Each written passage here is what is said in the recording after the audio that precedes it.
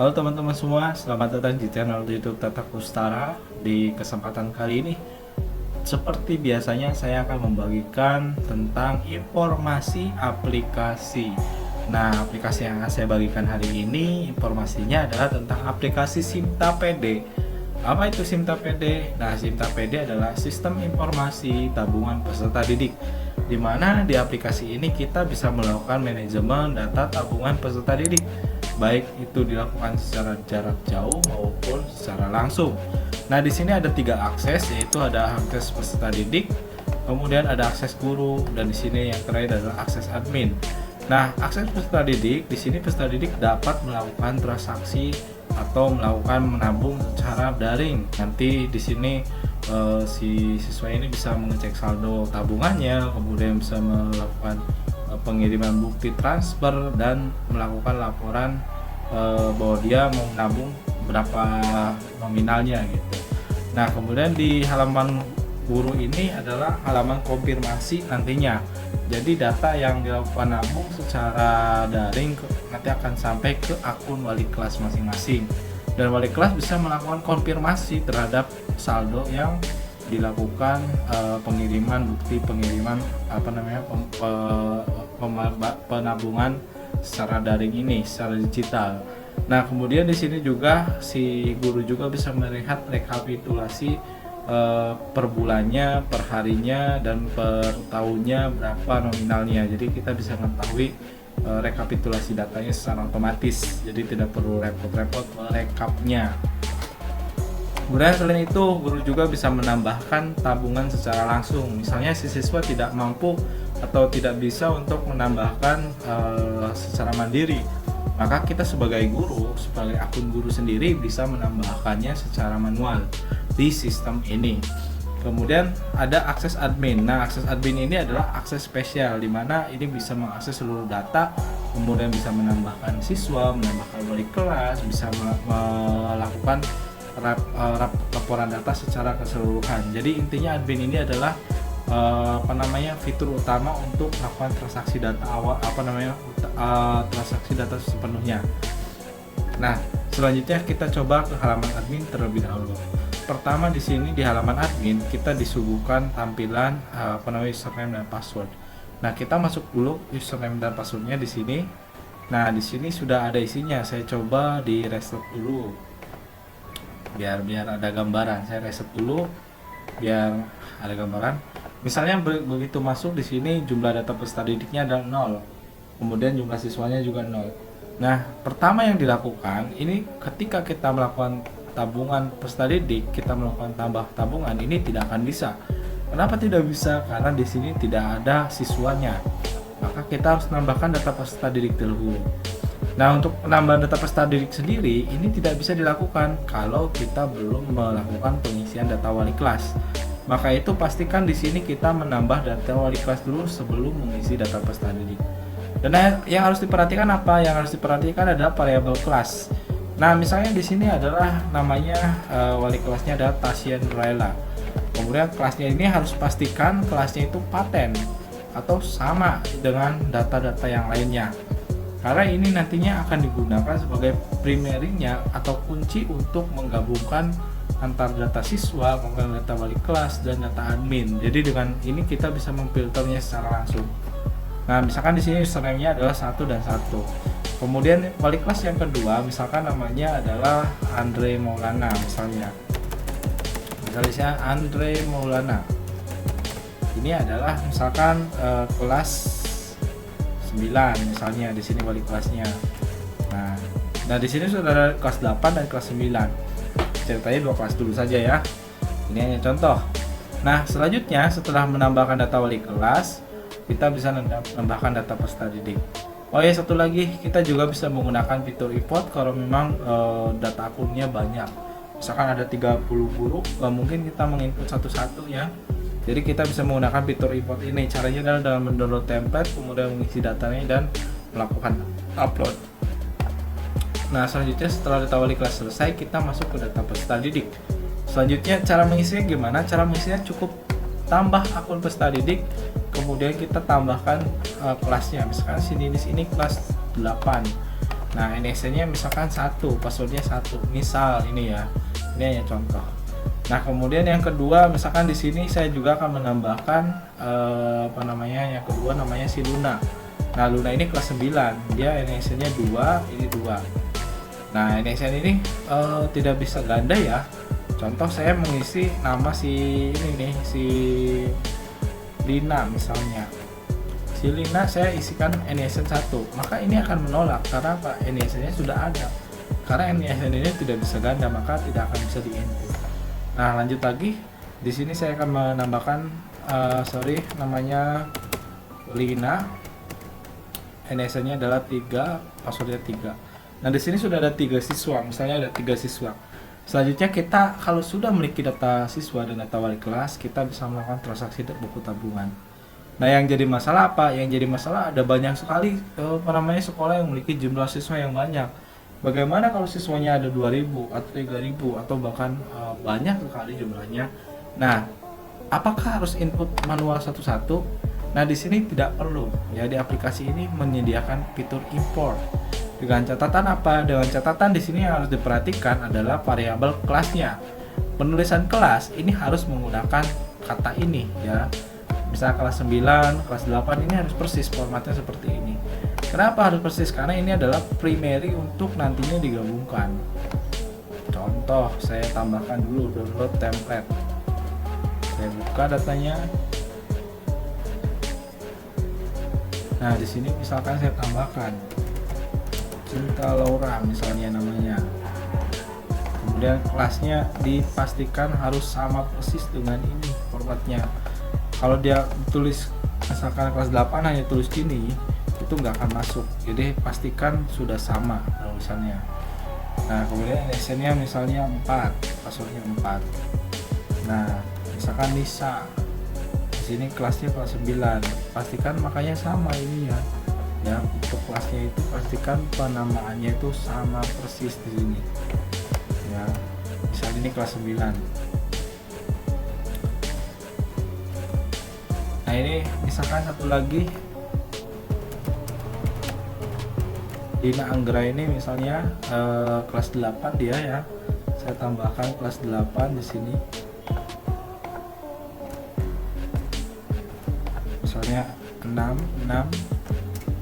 Nah, sudah ada 3 data kelas. Ya, kita save, jangan lupa di-save dulu, dan cara menambahkannya tinggal memilih file tadi yang sudah di-save ya. Nah, di sini nama filenya user meta 3, di sini user meta 3, dan kita tinggal import datanya. Masuk tidak kira-kira?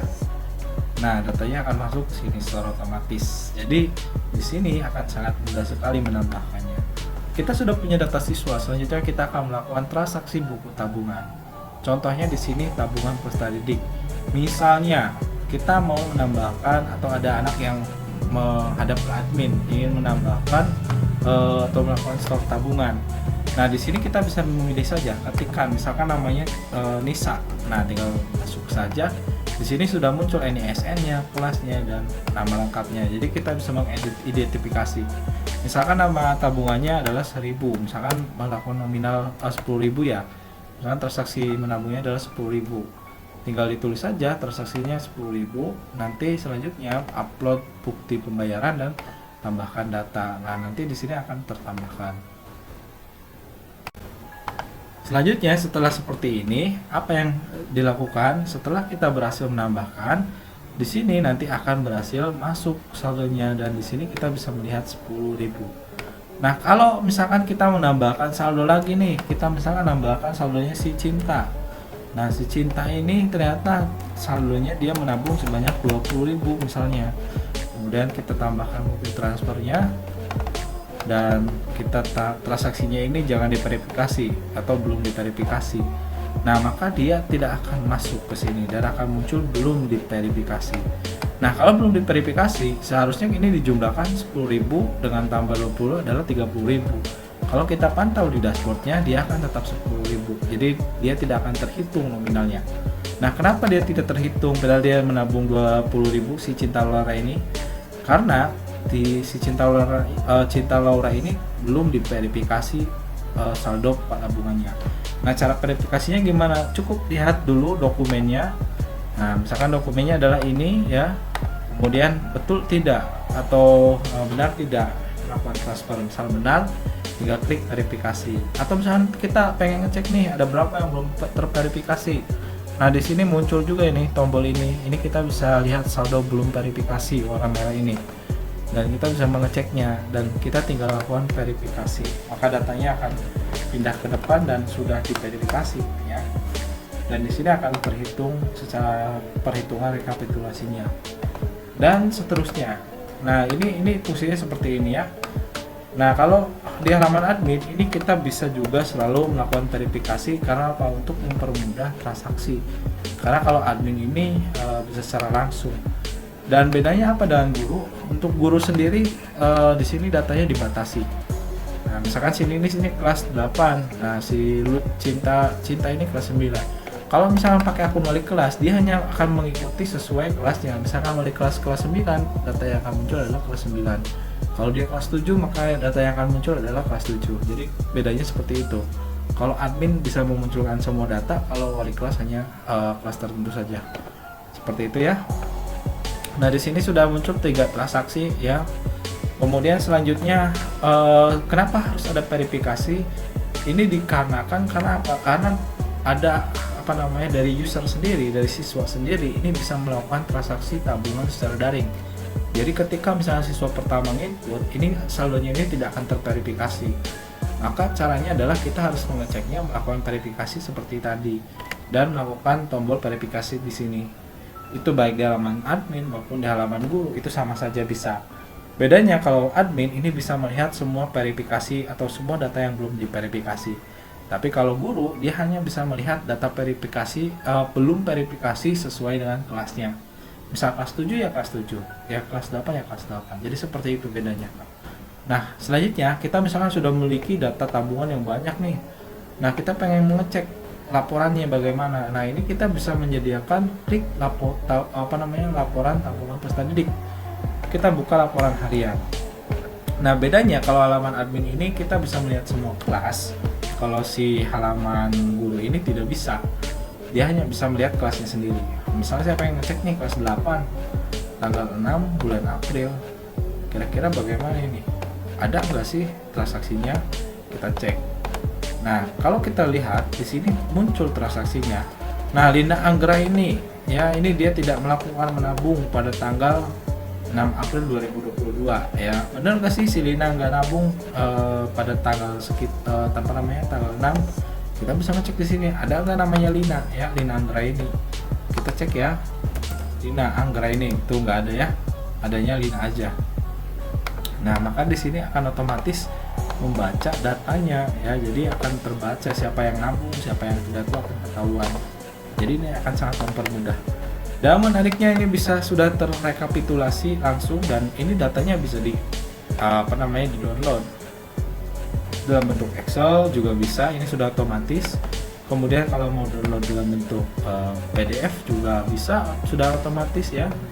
Atau kita misal mau download dalam bentuk print langsung juga bisa. Ini misal mau dicetak langsung. Ini tergantung kita sebagai pengguna. Atau kita mau copy table juga bisa. Jadi misalkan mau dikopikan di table tertentu, nah ini bisa. Jadi di sini ada beberapa fitur yang bisa kita lakukan. Nah, ini adalah fitur dari laporan tabungan harian. Selanjutnya kita buka laporan bulanan. Kalau untuk bulanan, ini pilih kelasnya dulu dan pilih bulannya apa. Misalnya bulan April, tahunnya tahun 2022. Maka kita cek di bulan April ini ada berapa transaksi. Ternyata ada masih satu transaksi di kelas di kelas 8. Nah, kalau di kelas 9 bagaimana? Kita cek nih kelas 9 bulan April ada berapa transaksi. Nah, di sini ada 2 kali transaksi sebanyak 30.000 totalnya. Jadi kita bisa tahu per bulannya itu berapa ya transaksi di kelas tersebut. Nah, kita misalnya mau ngecek nih laporan tahunannya. Kalau tahunan, kita tinggal pilih laporan tahunan. Dan di sini kita bisa memilih kelas. Kelasnya misalnya kelas 8 per tahun 2022. Nah, kita bisa lihat cari laporan dan muncul lagi ya seperti ini. Nah, bagaimana kalau misalkan kita pengen tahunnya saja tanpa kelas? Nah, kita bisa memilih opsi terakhir semua laporan kelas. tinggal pilih tahunnya. Nah, di sini akan memunculkan semua data ya. Tahun 2022 baik kelas 7, 8 ataupun 9 ini akan muncul di sini. Dan rekapitulasi totalnya akan dihitung secara otomatis ya. Dan menariknya ini kalau di-download juga Excel bisa, dan kita mau dibuat rumus sendiri juga bisa di Excelnya, misalkan menggunakan rumus sum ya. Ini sudah bisa dan hasilnya pun sama. Jadi akan otomatis gitu. Makanya menariknya di situ. Nah, kita coba sekarang, ini adalah fitur dari halaman admin. Kita coba ngecek di wali kelas. Misalkan saya masuk ke wali kelasnya si Tasya Nurlaila. Ya, kita simak dulu. Kita ke halaman guru dan kita coba masuk ke halaman wali kelas. Nah, di sini sudah terdeteksi ya, ada 50.000 saldonya. Kita bisa melihat transaksinya. Nah, ini baru ada si Lina ya, si Lina yang melakukan transaksi. Jadi kita bisa tahu siapa yang melakukan dan tidak. Kemudian kita tambah lagi nih saldonya, misalkan si Ninis nih, si Ninis ini kan kelas 7 kelas 8. Nah, kita tambahkan misalkan 50.000 50.000 saldonya. Nah, ini kita bisa menambahkan dari si wali kelas ini, bisa menambahkan tabungannya. Kenapa bisa menambahkan? Sengaja karena wali kelas adalah tempat untuk pencatatan juga. Jadi ketika ada yang ingin menabung ke wali kelas kan bisa. Dan barangkali siswanya nggak bisa nginput di akun sendiri, kan bisa dibantu melalui akun wali kelas. Nah, ini misalkan sudah masuk seperti ini. Nah, di wali kelas di sini juga kita bisa melakukan pengecekan saldo. Misalkan pengen ngecek saldo nih, maka tinggal klik aja data peserta didik, kemudian lakukan cek saldo. Misalkan pengen ngecek saldonya si Lina. Nah, ini udah muncul saldonya berapa ya. Atau saldonya si Ninis juga kelihatan berapa. Nah, seperti itu. Nah, kita mau ngecek laporan nih, laporan harian. Tinggal klik laporan harian. Nah, bedanya di sini. Kelasnya ini tidak bisa diubah ya. Jadi untuk versi ini, untuk wali kelas ini tidak bisa dirubah. Makanya kita harus melakukan pemilihan tanggal saja. Misalnya tanggal hari ini tanggal 6 bulan April tahun 2022, kita bisa cek laporannya ada nggak. Nah, muncul ya seperti ini di bulan April. Nah, barusan si Lina juga ada 100.000. Ini sudah direkapitulasi oleh sistem. Di sini juga sudah disebutkan rekapitulasinya. Dan ini juga sama, bisa dibuat Excel, PDF, print, dan copy. Nah, kemudian laporan bulanan juga bisa. Nah, bedanya di sini seperti biasa, kelasnya sudah dikunci sesuai wali kelas berapa gitu. Nah, kita bisa ngecek lagi cara laporan dan ini sudah masuk lagi gitu. Kita sudah tahu di bulan April ini transaksinya ada segini. Nah, kalau misalkan kita ngecek di bulan Februari misalnya 2022, kalau tidak terdapat transaksi bagaimana? Dia akan melakukan penolakan, tidak akan menampilkan apapun karena memang tidak ada transaksinya. Nah, kita coba yang tahunan. Nah, yang tahunan sendiri sama, tinggal pilih tahunnya. Misal 2022, maka akan menampilkan transaksi di tahun 2022. Mau dia bulan Januari, Februari, itu ada semua nantinya. Nah, itulah konsep dari aplikasi ini. Jadi kita bisa melihat transaksi dari setiap siswa. Nah, ini kita mau coba cek, misalkan di sini nih data peserta didik. Kita mau masuk ke akunnya si Lina Anggra ini. Si Lina ini sudah melakukan nabung beberapa kali. Si Lina sudah melakukan nabung atau belum ya? Kita coba nabung sama Lina Anggra ini. Nah, Lina Anggra ini saya tambahkan 50.000 misalnya. Nah, di sini saya masukkan bukti pembayarannya, misalnya seperti ini. Nah, kita masuk ke akunnya si Lina Anggra ini. Tadi username-nya 66. Kita coba masuk ke halaman siswa. Nah, kita masuk. Nah, ini sudah masuk, di siswa pun ada ya. Jadi kita bisa melihat bahwa di siswa pun ada data tabungannya. Jadi sudah dimunculkan. Nah, kalau mau menambahkan juga bisa di sini tuh ya.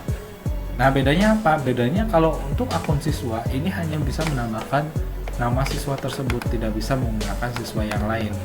Dia sudah dikunci, sudah menampilkan datanya sendiri. Dan kalau kita mengecek saldo pun, dia akan menampilkan data saldo kita. Nah, tadi sudah ditransaksikan oleh pakai akunnya Bu Tasya tadi ya. Nah, kita akan coba kembali lagi ke halaman data tabungan. Nah, ceritanya si siapa namanya tadi, si Lina Anggraini ini mau melakukan transaksi, misalnya transaksi ke wali kelas ya, misalkan nominalnya mau nabung 100.000 si Lina nih.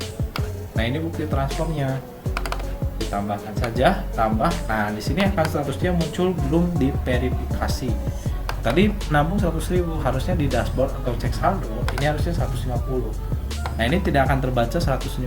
Kenapa? Karena saldonya belum diverifikasi. Maka yang harus dilakukan apa?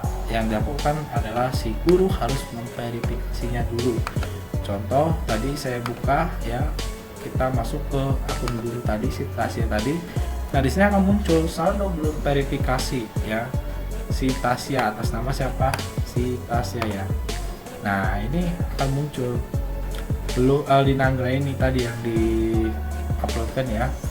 Ini belum diverifikasi. Nah tinggal klik verifikasi, nanti akan muncul datanya. Nah kita verifikasi dulu ya, kembali, dan kita coba kembali ke akunnya si Lina tadi. Kita sigin lagi, sudah masuk atau belum saldonya. Oh ini akunnya si Ninis.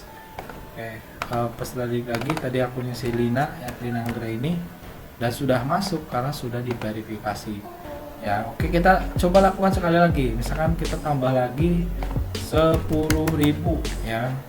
Kemudian di sini saya uploadkan bukti transfernya.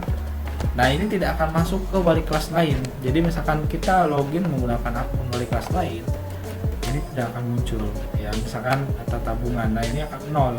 Saldonya tidak akan tampil si Lina ini karena bukan wali kelasnya dari Andre Maulana. Tapi kalau misalkan login gurunya sebagai wali kelasnya si Lina, ini akan muncul tuh ya. Jadi menariknya seperti itu, kita tinggal verifikasi. Nah kalau sudah verifikasi, nanti di si Lina pun akan muncul lagi di sini ya. Jadi misalnya di peserta didik akan muncul kembali tabungannya ya. Nah ini sudah terverifikasi dan kita bisa lihat transaksinya. Oh berarti ada 3 kali ini di bulan April gitu. Nah begitulah konsepnya, konsep dari aplikasinya. Semoga bermanfaat. Mungkin itu aja. Bagi yang tertarik silahkan bisa menghubungi saya, bisa melalui Japri kontak barangkali ada yang tertarik menggunakan aplikasi yang saya buat ini. Mungkin itu saja dari saya, kurang lebihnya mohon maaf. Silahkan barangkali ada pertanyaan boleh bertanya di komentar. Terima kasih. Assalamualaikum warahmatullahi wabarakatuh.